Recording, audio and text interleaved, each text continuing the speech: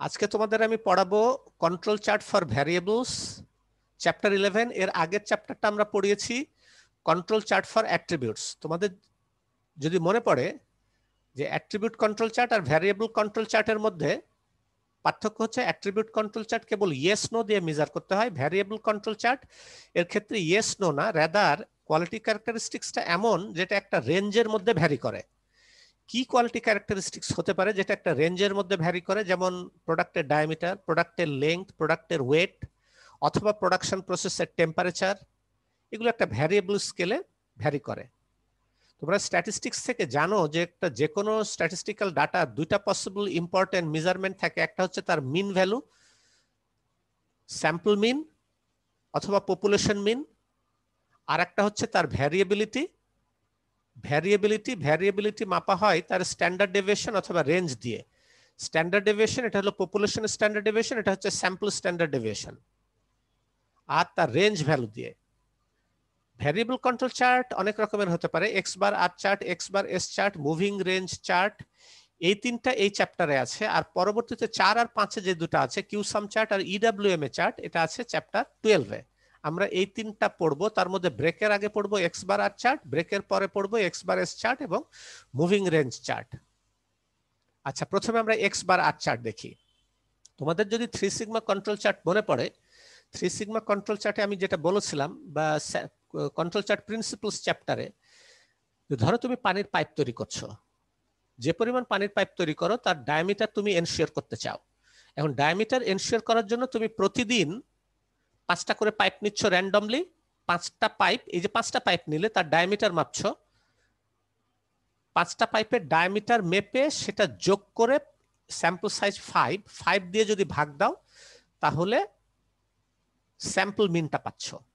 ধরা যাক প্রথম দিনের স্যাম্পল মিন x1 বার, তেমনি দ্বিতীয় দিনের স্যাম্পল মিন x2 বার, তৃতীয় দিনের স্যাম্পল মিন x3 বার। প্রতিদিন তুমি 5টা করে পাইপ নিচ্ছ, n = 5। এরকম 22 দিনে 22টা স্যাম্পল মিন পাবে। 22 দিন, m = 22 দিন বলতে মাসে 22 দিন আমরা কাজ করছি, বাকি 8 দিন হচ্ছে ছুটি। 22 দিন যদি হয়, 22 দিনে 22টা স্যাম্পল, প্রতিদিন হচ্ছে স্যাম্পল অফ সাইজ 5। তার মানে কিন্তু টোটাল ডাটা কয়টা? 22 মাল্টিপ্লাইড বাই 5। কিন্তু এখানে m হচ্ছে 22, 22টা স্যাম্পল মিন যোগ করে তাকে যখন 22 দিয়ে ভাগ দিচ্ছ তখন এটা হচ্ছে ওই 22টা স্যাম্পল মিনের আবার মিন। সেই জন্য এটাকে এক্স ডাবল বার বলে। এক্স ডাবল বার হচ্ছে মিন অফ স্যাম্পল মিন। তোমরা সেন্ট্রাল লিমিট থিওরেম থেকে জানো যে এক্স ডাবল বার বা mean of sample mean is approximately equal to population mean. কিন্তু standard deviation of sample mean is not equal to population standard deviation, rather standard deviation of sample mean is equal to sigma by √n, যেটা আমরা আগের চ্যাপ্টারে একটা চ্যাপ্টারে পড়েছি। আমি ঠিক মনে পড়ে না কোন চ্যাপ্টারে, কিন্তু এটা আমরা পড়েছি। কিন্তু সমস্যা হচ্ছে যে অধিকাংশ ক্ষেত্রে সিগমা জানা থাকে না বলে এটা বের করা যায় না। এটা যদি বের করা না যায় তখন এটার একটা অল্টারনেটিভ উপায় আছে বের করার জন্য। অল্টারনেটিভ একটা উপায়, আমরা সেটা পরে বলবো।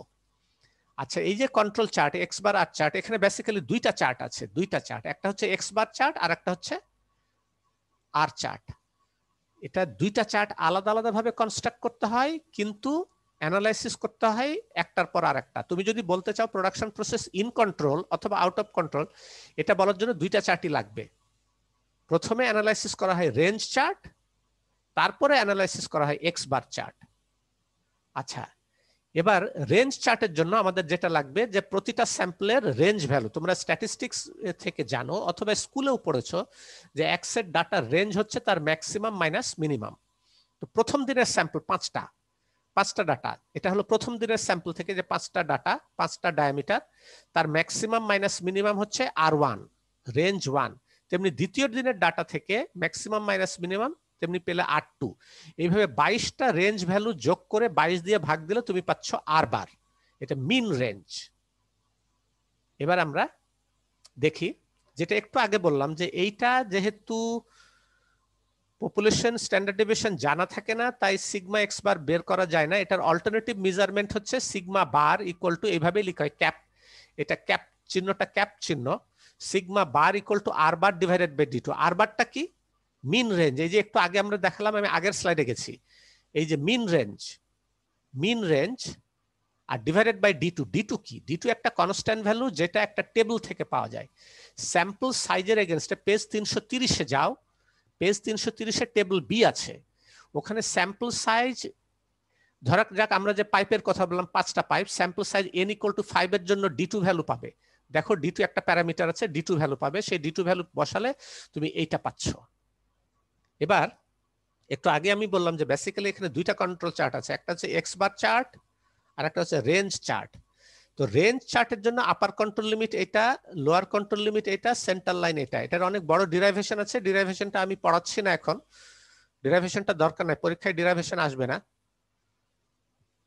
এখানে দেখো রেঞ্জ আর বার আমরা বের করেছি এর আগেই, অজানা তোমার D3 আর D4। এটা তুমি আবারও বলছে এই যে পেজ 330-এ যে টেবিল আছে সেটাতে স্যাম্পল সাইজের এগেনস্টে তুমি D3 এবং D4 ভ্যালুটা, এই D2 ভ্যালুটা যেমন পাবে তেমনি D3, এই D3 এবং এই D4 ভ্যালুটাও পাবে। আবার এক্স বার চার্ট, এটা তো রেঞ্জ চার্টের জন্য, আর এক্স বার চার্টের জন্য এখানে তোমার আননোন কেবল এক্স ডাবল বার তোমার জানা আছে, একটু আগে আমরা বলেছি, আগের স্লাইডে আবার যাচ্ছি, দেখো এক্স ডাবল বার আমরা বের করেছি এখানে, এক্স ডাবল বার আর বারও বের করেছিস, কেবল A2 তোমার জানা নাই, এখানেও A2, এটা মাইনাস এটা প্লাস, A2টাও তুমি এই টেবিল থেকে পাবে, এই টেবিল থেকে। এবার আমরা একটা এক্সাম্পল দেখি। এক্সাম্পলে দেখো Metlab casting company produces steel pipe, তারা তৈরি করছে, প্রতিদিন 5টা করে পাইপ তারা র্যান্ডমলি সিলেক্ট করে তার ডায়ামিটার মাপছে। 5টা পাইপের ডায়ামিটারে প্রথম দিন 5টা পাইপ নিল, ডায়ামিটার মাপলো, তার অ্যাভারেজ করলো, এই যে অ্যাভারেজ হচ্ছে 10.724, এটা ডে 1-এর স্যাম্পল 1 x1 বার। তেমনি দ্বিতীয় দিন আবার 5টা নিল, 5টা ডায়ামিটার মাপলো, তার অ্যাভারেজ করলো এইটা। এইভাবে 22 দিন ওপেন আছে, 22 দিন, বাকিগুলো হলিডে, 22 দিনের 22টা ডাটা, তার যোগফল হচ্ছে এটা। তাহলে এক্স ডাবল বার কত হবে? 235। আমরা পরের স্লাইডে দেখি, 235.901, এই যে দেখো 235.901 ডিভাইডেড বাই 22, 10.722। আবার আগের স্লাইডে চলে যাচ্ছে আমি। আর আমরা প্রতিদিনের যে 5টা করে ডাটা পাচ্ছি ডায়ামিটার, স্যাম্পল অফ সাইজ 5, 5টা ডায়ামিটারের ম্যাক্সিমাম মাইনাস মিনিমাম, তার রেঞ্জ হচ্ছে এটা, এটা হচ্ছে R1। দ্বিতীয় দিনের রেঞ্জ হচ্ছে এটা R2, এইভাবে 22 দিনের 22টা রেঞ্জ 0.602 তার সামেশন। তাহলে আর বার কত হবে? 22টার যোগফল, এই যে 0.608 ডিভাইডেড বাই 22 সমান 0.028, এটা হলো আর বার। এখন আমরা প্রথমে নিয়ম হচ্ছে প্রথমে রেঞ্জ চার্টটা কনস্ট্রাক্ট করতে হয়। একটু কেয়ারফুলি লক্ষ্য করো, যদি রেঞ্জ চার্টটা আউট অফ কন্ট্রোল হয় তাহলে এক্স বার চার্টের আর দরকারই নাই, তুমি এরপরই কনক্লুশন ড্র করে, রেঞ্জ চার্টটা যদি আউট অফ কন্ট্রোল হয় এই এক্স বার চার্টটা দরকার নাই, সেক্ষেত্রে তুমি রেঞ্জ চার্ট থেকে কনক্লুড করতে পারবে যে the production process is out of control. কিন্তু যদি রেঞ্জ চার্টটা ইন কন্ট্রোল হয় তাহলে তুমি কনক্লুড করতে পারবে না যে the production process is in control. Production process is in control বলার জন্য এবার তোমার যেতে হবে এক্স বার চার্টে। তাহলে প্রথমে আমরা কনস্ট্রাক্ট করব রেঞ্জ চার্ট। আপার control limit, centre line, lower control লিমিটের ইকুয়েশনগুলো একটু আগে আমরা দেখেছি। আর স্যাম্পল সাইজ 5-এর জন্য টেবিল বি থেকে 330 পেজে আমরা D4 আর D3-র ভ্যালুগুলো পেয়েছি। এগুলো ভ্যালু এখানে বসানোর পর এই আপার control limit, lower control limit এবং সেন্টার লাইন পেলাম। এগুলো ড্র করব, করে এই যে ড্র করার পরে এই যে 22টা রেঞ্জ ভ্যালু ওখানে প্লট করব। দেখো এই যে আপার control limit, lower control limit, centre line, এগুলো ড্র করলাম আর 22টা রেঞ্জ ভ্যালু প্লট করলাম। তুমি এট এ গ্লান্স দেখো মোটামুটি ইন কন্ট্রোল, কারণ কোনোটাই আপার কন্ট্রোল লিমিট বা লোয়ার কন্ট্রোল লিমিটকে এক্সিড করে যায়নি, সবগুলোই ভেতরে আছে প্লটগুলো, এমনকি অনেক ভেতরে আছে, যদিও এটা কিছুটা কাছাকাছি গিয়েছিল, তারপরে বাকি ভ্যালুগুলো মোটামুটি অনেক ভেতরে আছে এবং তারা সেন্টার লাইনকে কেন্দ্র করে আপ ডাউন করেছে। সুতরাং আমি রেঞ্জ চার্টের ক্ষেত্রে বলতে পারি যে the range chart is in control. আমরা বলতে পারি না the production process is in control, তবে আউট অফ কন্ট্রোল হলে আমরা বলতে পারতাম the production process is out of control. Range chart is in control. এখন আমাদের এক্স বার চার্টে যেতে হবে। এক্স বার চার্টের জন্য একটু আগে আমরা দেখিয়েছি যে এই যে 22টা এক্স বার ভ্যালু, সেগুলো যোগ করে 22 দিয়ে ভাগ দিলে এক্স ডাবল বার পেলাম। X double bar is approximately equal to mu population mean, তোমাদের একটু আগে বলেছি আপার control limit, lower control limit, centre লাইনে সমস্ত এক্স ডাবল বার আর বার তো আগেই বের করেছি। এ2টা কোথায় পাবে? এ2টা এই যে এখানে, এটা টেবিল বি পেজ 330-এ স্যাম্পল সাইজ n = 5 এর এগেনস্টে এ2 ভ্যালুটা এটা আসে, টেবিল থেকে তুমি পাবে। এই সমস্ত ভ্যালু যখন এখানে প্লট করলাম, সরি বসালাম, তখন আমি আপার control limit, lower control limit এবং সেন্টার লাইন, এটা এক্স বার চার্টের জন্য, এর আগেরটা পেয়েছি রেঞ্জ চার্টের জন্য, এখানে পাচ্ছি এক্স বার চার্টের জন্য। এগুলো এবার আপার control limit, lower control limit এবং সেন্টার লাইন বসালাম এবং 22টা এক্স বার ভ্যালু বসালাম। খেয়াল করো দুইটা চার্ট, এই চার্টে বসিয়েছি 22টা রেঞ্জ ভ্যালু, এখানে বসিয়েছি 22টা এক্স বার ভ্যালু। কোথায়? আবার টেবিলে গেলাম, ফিরে গেলাম, এই যে 22টা range value, 22টা x bar value. প্রথমে বসিয়েছি 22টা রেঞ্জ ভ্যালু, দ্বিতীয়বার বসিয়েছি 22টা এক্স বার ভ্যালু। এখানেও আমরা কনক্লুড করতে পারি যে production process is in control, কারণ কোনোটাই upper control limit, lower control limit কে ক্রস করে যায়নি কোনো প্লটই, এবং সবগুলো সেন্টার লাইনকে কেন্দ্র করে আপ ডাউন করছে, অতএব production process is in control. তবে তুমি একটু চিন্তা করতে পারো যে স্যাম্পল 8 থেকে স্যাম্পল 13 পর্যন্ত এই যে এই অংশটা একটু অ্যাবনর্মাল ট্রেন্ড দেখা যাচ্ছে। যদিও এটা upper control limit, lower control লিমিটকে ক্রস করেনি, দেখো এটা বাড়তে বাড়তে এখান থেকে বেড়ে দেখো এত দূর উঠেছে, কিন্তু আবার ফিরে এসছে, অর্থাৎ production process is back to control. কিন্তু তুমি যদি বেশি সচেতন হও তাহলে তুমি ভাবতে পারো যে না, আমি এটা দিয়েও দেখি যে এখানে কি ঘটেছিল যে এইরকম ট্রেন্ড একটা আসলো। তুমি ইনভেস্টিগেট করে দেখতে পারো যাতে ভবিষ্যতে এরকম আর না হয়। তবে production process is in control. এবার আমাদের ব্রেকের আগে লাস্ট স্লাইড, ব্রেকের পরে আমরা এক্স বার এস চার্ট পড়বো, ব্রেকের আগে last slide. Process capability analysis, আগের ডাটাগুলো থেকে আমরা প্রসেস ক্যাপাবিলিটি অ্যানালাইসিস করব। আমরা এক্স ডাবল বার কত পেয়েছি আগের ক্যালকুলেশন, আগের অঙ্কে এক্স ডাবল বার পেয়েছি 10.722, তুমি দেখতে পারো আগের স্লাইডে 10.722। ধরা যাক এটা এক্স ডাবল বার, mu approximately equal two mu. আচ্ছা, কাস্টমার স্পেসিফিকেশন দিয়েছে আপার স্পেসিফিকেশন লিমিট এইটা, লোয়ার স্পেসিফিকেশন লিমিট দিয়েছে এইটা, যে পাইপটা তৈরি হবে, অথবা কাস্টমার এটা নাও দিতে পারে। সাধারণত পাইপ তো কাস্টমার অর্ডার দিয়ে বানিয়ে নেয় না, এটা তো মেক টু স্টক টাইপের আইটেম। অপারেশনস ম্যানেজমেন্টে তোমাদের যদি প্রোডাকশন সিস্টেমের ক্লাসিফিকেশন মনে পড়ে, আমি নিজেই পড়িয়েছি মেক টু স্টক টাইপের আইটেম। এটা আমার ডিজাইন ডিপার্টমেন্ট, আমার ইন্ডাস্ট্রি ডিজাইন ডিপার্টমেন্টই বলেছে যে আমার পাইপের ডায়ামিটারের আপার স্পেসিফিকেশন লিমিট এত হতে হবে, লোয়ার স্পেসিফিকেশন লিমিট এত হতে হবে। আর আমরা ক্যালকুলেট করে আমার প্রোডাকশন প্রসেসের এক্স ডাবল বার পেয়েছি বা মিউ পেয়েছি এটা। এবার তোমাদের যদি মনে পড়ে স্ট্যাটিস্টিক্সের হাইপোথিসিস টেস্টিং থেকে, যে প্রোডাক্টগুলো ডিফেক্টিভ বা রিজেক্টেড কখন হবে? যদি আপার স্পেসিফিকেশন লিমিট, এই যে দাগটা আপার স্পেসিফিকেশন লিমিটের বাইরে যায়, অথবা লোয়ার আপার স্পেসিফিকেশন লিমিটের চেয়ে বড় হয়, অথবা লোয়ার স্পেসিফিকেশন লিমিটের বাইরে যায়, মানে লোয়ার স্পেসিফিকেশন লিমিটের চেয়ে ছোট হয়। আপার স্পেসিফিকেশন লিমিটের চেয়ে যদি এক্স ভ্যালুটা বড় হয়, অথবা লোয়ার স্পেসিফিকেশন লিমিটের চেয়ে এক্সটা যদি ছোট হয়, তখন এটা আউট অফ কন্ট্রোল, মানে এটা রিজেক্টেড। তোমাদের হাইপোথিসিস টেস্টিং এ স্ট্যাটিস্টিক্স এর মনে পড়বে যে এখানে গেলে রিজেক্টেড, এখানে গেলে রিজেক্টেড, কেবল এই দুইটা দাগের মধ্যে থাকলে অ্যাকসেপ্টেড। আচ্ছা, এবার আমরা সিগমা বারটা বের করব। সিগমা বারের ভ্যালুটা একটু আগে যে সিগমা বার বলেছি, R bar divided by d two, R bar divided by d two. R bar হচ্ছে একটু আগে আমরা বের করেছি পয়েন্ট, তোমরা যদি মনে না পড়ে আমি আগের স্লাইডে যেতে পারি। দেখো আর বার হচ্ছে 0.028, আর বার হচ্ছে 0.028, আর বার হচ্ছে 0.028। আর টেবিল থেকে তুমি পাবে পেজ 330 টেবিল থেকে স্যাম্পল সাইজ 5 এর জন্য ডি2 হচ্ছে এটা।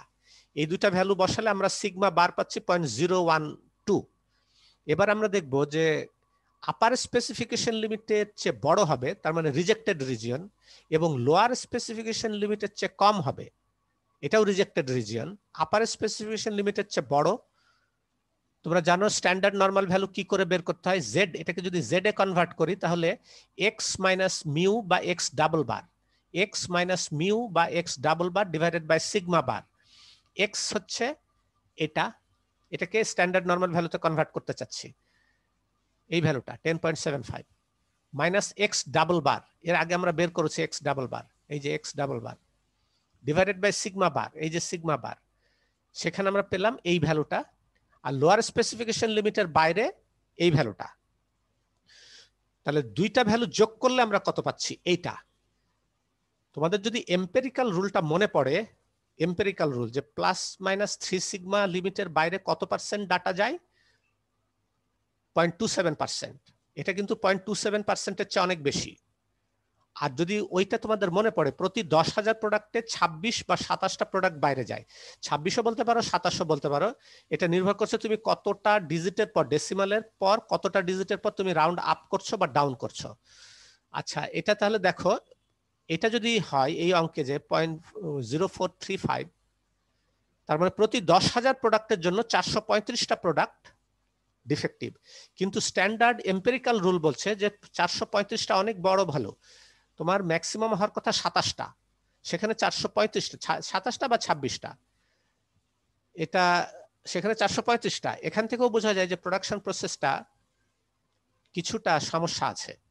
এটার কারণ আছে, তুমি দেখো যে এই যে এক্স ডাবল বার পেয়েছো 10.722, এটা কিন্তু এই আপার স্পেসিফিকেশন লিমিট আর লোয়ার স্পেসিফিকেশন লিমিট দুইটা যোগ করে 2 দিয়ে ভাগ দিয়ে দেখো, এটা মিলবে না। কিন্তু মিন ভ্যালুতে এই দুইটা যোগ করে 2 দিয়ে ভাগ দিলে আসার কথা। তার মানে কি আসলে মিন ভ্যালুটা একটু শিফট করে গেছে। এই দুইটা যোগ করে 2 দিয়ে ভাগ দিয়ে দেখো, এটা মিলবে না পুরোপুরি, সামান্য একটু একদিকে সরে গেছে। সেই জন্য এটা কোন দিকে সরেছে নিজে চিন্তা করো তো। এইখানে বেশি আসছে, এইখানে বেশি আসছে, তার মানে এটা লোয়ার স্পেসিফিকেশন লিমিটের দিকে একটু সরে গেছে, এই দিকে সরে গেছে। আর এটাকে আরেকবার এনশিওর করতে চাচ্ছি আমি প্রসেস ক্যাপাবিলিটি অ্যানালাইসিস করে। তোমাদের যদি সিপি মনে পড়ে, CP process potential index, CP equal to, এখানে পিসিআর হচ্ছে সিপি, আসলে পিসিআর হচ্ছে প্রসেস ক্যাপাবিলিটি রেশিও, মানে CP, upper specification limit minus lower specification limit divided by 6 sigma bar. Upper specification limit হচ্ছে 10.75, লোয়ার স্পেসিফিকেশন লিমিট হচ্ছে 10.70, 6 sigma বার, 6 sigma বার যে এখানে পেয়েছি 0.012, এটা বসালে আমরা পাচ্ছি 0.694, যেটা লেস দ্যান 1। তোমাদের যদি মনে পড়ে প্রোডাকশন প্রসেস ক্যাপাবল তখনই হবে যদি CP value is greater than 1 হয়। মনে না পড়লে তুমি ওই চ্যাপ্টারটাতে চলে দাও, আমার মনে পড়ে না এটা কি চ্যাপ্টার 8 নাকি চ্যাপ্টার 9, ওখানে গিয়ে দেখো ও প্রসেস ক্যাপাবিলিটি অ্যানালাইসিসে যে সিপির ভ্যালু গ্রেটার দ্যান 1 হলেই এটাকে ক্যাপাবল প্রসেস বলা যাবে। যেহেতু সিপি এখানে লেস দ্যান 1, এটা ক্যাপাবল প্রসেস না, এটা ক্যাপাবল প্রসেস না। অর্থাৎ এখানেও আমরা দেখছি এটা ক্যাপাবল প্রসেস না, এখানেও আমরা দেখছি এটা ক্যাপাবল প্রসেস না। সুতরাং সমস্যা আছে, এটার মিনটা প্রবাবলি শিফট করে গেছে কিছুটা। ওকে, তো আমরা এক্স বার চার্ট বলার আগে আমরা একটু ব্রেক দিই, ব্রেকের পরে ফিরে আসবো আবার।